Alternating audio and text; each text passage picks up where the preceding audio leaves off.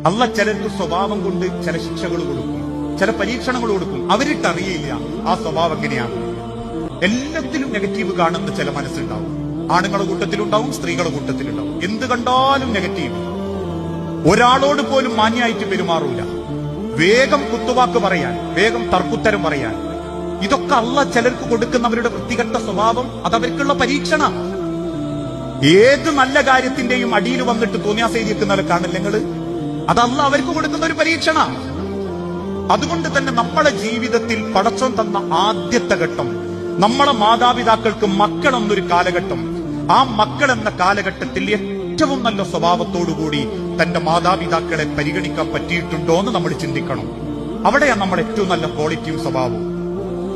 ആ സമാധാനത്തിലാണ് നമ്മളെ കയ്യിൽ നിന്ന് വാപ്പയുമ്മയും തിരിച്ചു പോകുന്നതെങ്കിൽ ദുനിയാവിൽ ഒരിക്കലും നമ്മൾ പരാജയപ്പെടില്ല.